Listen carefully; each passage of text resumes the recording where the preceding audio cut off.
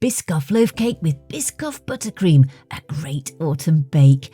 You're going to need to preheat your oven to 170 degrees centigrade fan and line a loaf tin which is around about 2 pounds. In a mixer add 150 grams of Biscoff spread, 150 grams of unsalted butter which is soft and 120 grams of soft light brown sugar. You want to mix that round for around about 2 to 3 minutes until it starts to soften. Then you're going to add in 1 teaspoon of vanilla extract, half a teaspoon of ground cinnamon, and also a little pinch of salt. Keep mixing until it's lovely and smooth. Then you're going to add 1 egg in at a time. There's 3 eggs in total. And what I like to do is add an egg, then stop the machine, go around with my spatula, and then just repeat that process until all 3 eggs have been used up. Now for the flour, it's 200 grams of self-raising flour, and to that I'm adding half a teaspoon of baking powder, just mixing it through so it's all combined, then adding it to the mixture.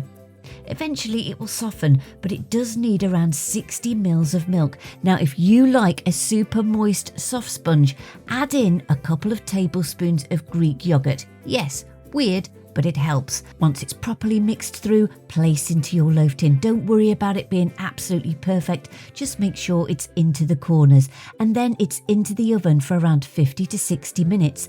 Now I err on the side of caution. I go around about 50 to 55. You don't want an over dry sponge, but one thing you do need to make sure of is that it has properly been left to cool down on a wire rack before doing this, the icing. So with that, it's 100 grams of unsalted butter softened, 200 grams of icing sugar sifted, and 80 grams of the smooth Biscoff spread.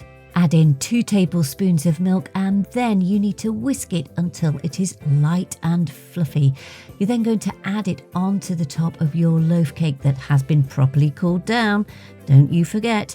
And then it's the topping. Biscoff, of course. Well, it is a Biscoff cake, so I'm just popping a couple of whole ones there, and then I've crushed around about 4 and adding the crumbles to the top.